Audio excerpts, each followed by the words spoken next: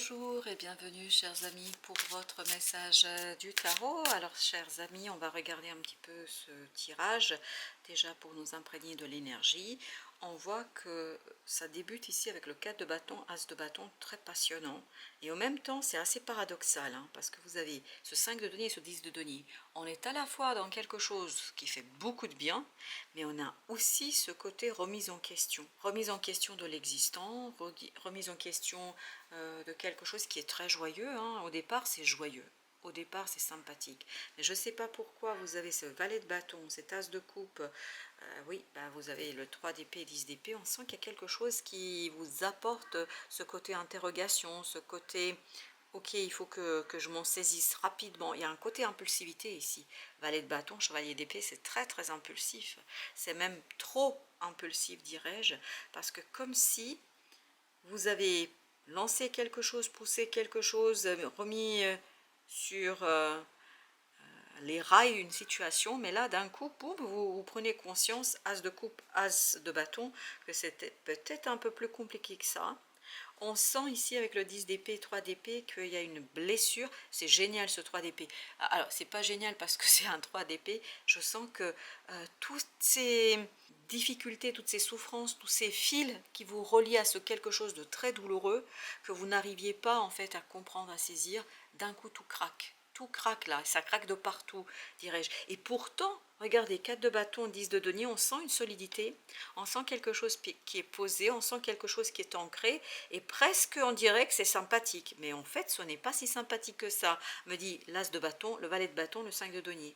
On sent qu'il y a quelque chose qui est peut-être remis en question, et que peut-être vous êtes un petit peu lancé dans une profondeur qui vous demande d'explorer une situation, la justice, oui, d'explorer une situation ici avec un regard beaucoup plus objectif, beaucoup plus juste.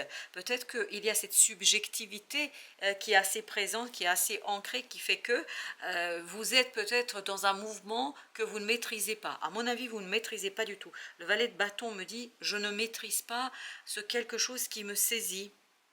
Au départ, tout semble en ordre, tout semble bien structuré, il y a ce côté autorité, il y a ce côté partage, mais comme si d'un coup là, on se passait à côté, on passait l'un à côté de l'autre, on passait à côté d'une situation, comme si quelque chose échappait.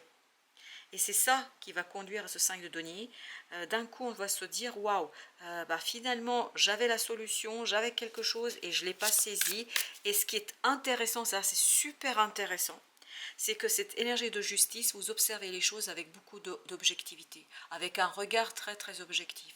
Et c'est ça qui fait que d'un coup, il y a une souffrance qui craque, il y a une incompréhension qui craque, il y a une prise de conscience, chevalier d'épée, qui va presque vous pousser dans un sens imprévu, inattendu, où vous allez aller à la rencontre de ce valet de bâton, parce que vous allez à la rencontre de ce valet de bâton, 5 de bâton. Par contre, vous allez presque malgré vous, comme si on vous poussait dans vos retranchements, comme si on vous poussait vers la fin d'une conflictualité, vers la fin d'une situation, parce qu'on sent que pour vous, c'est pas évident, on sent que quelque chose est compliqué, mais cette complexité, justement, c'est ce qui va faire que vous allez vous retrouver dans cet accueil de cet as de coupe, de cet as de bâton, avec beaucoup de sérénité. Il y a un côté panique. S'il n'y a pas eu ce moment de panique, et s'il n'y avait pas ce moment de panique, il y a quelque chose qui aurait été quand même assez compliqué pour vous. Waouh, j'ai plusieurs cartes là, mais comme elles se sont retournées, je n'ai que deux. J'avais l'impression qu'il y en avait 5. Là, vous avez la papesse et vous avez le 7 d'épée. Vous voyez, il y a un mystère qui va être résolu. Un mystère, je pense, d'une conflictualité, d'un conflit, d'une difficulté, de quelque chose qui... 10 d'épée, 10 d'épée. Non mais c'est incroyable, vous avez exactement la même énergie. Vous voyez ce côté, le mental, la charge mentale au point qu'on ne peut plus bouger. On se sent paralysé, tétanisé, impossible d'exprimer, impossible de dire, impossible de penser clairement.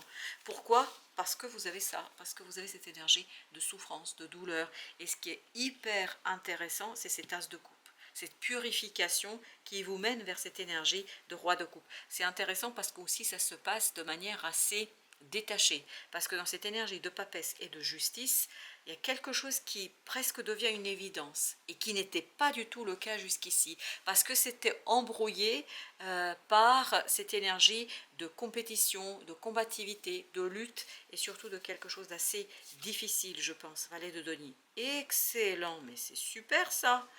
On sent qu'à un moment donné, vous avez ce côté, ça m'a glissé des mains. Je l'ai perdu, ça m'a échappé, j'ai pas réagi vite, j'ai pas réagi spontanément, ou j'ai réagi justement trop vite et je me suis fait avoir. Enfin, il y a ce côté, oups, il y a quelque chose qui va pas.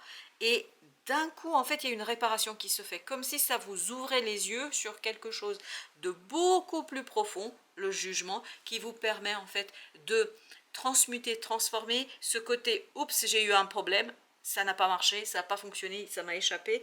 Et là, vous allez vous relier à une énergie très très intense. Une énergie où vous allez débloquer. Parce que j'ai l'impression que là, vous voyez ce pendu, là, tout ça, ça explose d'un coup.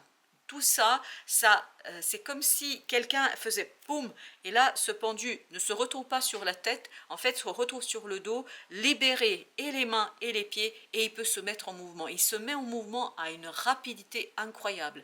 Pourquoi? Parce que vous avez ce chevalier d'épée. Ça vibre énormément avec ce chevalier d'épée, comme si d'un coup, il y avait cette accélération, et en fait, ça se libère malgré vous. Vous n'avez pas à faire quoi que ce soit, vous n'avez pas à penser ou à chercher à maîtriser. Parce que à travers cette opportunité qui vient vers vous, il y a cette idée d'un choix acquis, conquis, matérialisé. Il n'y a pas de quête, il n'y a pas de conquête ici. Tout a été conquis déjà, on me dit. Vous avez déjà conquis une situation. Et ici, vous avez le valet de bâton. L'enthousiasme, l'envie, le désir, c'est assez paradoxal et on le sentait tout de suite entre le 5 et le 10 de denier. On sentait ce paradoxe entre cette objectivité dont vous êtes capable, dans cette énergie de la justice par exemple, parce que voilà, d'un coup vous êtes libre et en même temps quelque chose de très subjectif, quelque chose de très intériorisé, quelque chose de très personnel, où vous n'avez pas du tout la possibilité de vous en détacher, parce que vous êtes littéralement collé à cette énergie de pape. Vous êtes collé à quelque chose qui existe et vous ne pouvez pas vous libérer aussi aisément, aussi facilement. Mais au final, c'est justement parce que vous arrivez à jongler entre ce côté subjectif, objectif, entre ce côté ça m'appartient, c'est personnel, et en même temps, je vais le partager avec les autres. C'est quelque chose d'assez paradoxal, contradictoire, mais en même temps tellement nourrissant. 3 de coupe, mais vous avez un moment de joie pure. C'est un moment de joie pure, littéralement parlant. C'est quelque chose qui vous redonne confiance, qui vous nourrit et qui attire vers vous d'autres personnes. Parce que cette joie qui est à la fois attachée et détachée, comme si vous étiez attaché et détaché en même temps. Je sais, c'est pas possible d'être attaché et détaché en même temps, mais là, vous avez suffisamment de marge pour être relié à quelque chose, à quelqu'un, à une situation, tout en œuvrant pour vous et pour le bien-être de cette reine de bâton. Parce que là, vous allez œuvrer pour votre bien-être, notamment de cette énergie de reine de bâton. Vous voyez, c'est exactement, le diable, c'est exactement ce qu'on sent. On sent cette liberté et en même temps ce côté un petit peu attachement. Mais ça vous empêche nullement d'avancer et d'accélérer le changement et le mouvement. Parce que ce 8 de bâton me parle de synchronicité, qui vont vous montrer effectivement qu'il y a un lien, qui est un peu profond et surtout qui est peut-être pour certains d'entre vous un peu toxique. Mais ça, cette toxicité, au final, c'est votre nourriture. Ça vous permettra d'avancer et de progresser et d'aller vers ce 8 de coupe, ce côté stabilité émotionnelle, parce que plus vous êtes attaché, plus vous vous sentez pris au piège quelque part, plus vous irez vers cette sérénité de cet as de coupe, de ce roi de coupe et de ce chevalier d'épée. Exactement. Parce que vous accepterez en fait que ce lien existe, vous acceptez qu'il y a ce lien et cet attachement et cet rattachement, mais en même temps vous acceptez aussi qu'il est temps de vous libérer par la guérison notamment du mental. Et il y a une accélération qui va vous apporter cette guérison. Et pour être encore dans cette idée de guérison, vous avez le chevalier de bâton. Cette idée d'intensité. Et on sent que vous êtes à la fois spectateur, observateur, très objectif. Je suis impressionnée par l'objectivité dont vous êtes capable, mais en même temps, vous êtes hyper dedans, c'est-à-dire il y a un côté subjectif. As de coupe, la lune. Eh oui, parce que intérieurement, il y a quelque chose qui est déjà prêt. C'est comme si ça allait éclore ici, sauter, littéralement parlant, sauter dans la matière. Et là, vous êtes dans l'accueil. Vous êtes dans l'accueil. Vous accueillez quelque chose qui vous appartient au final.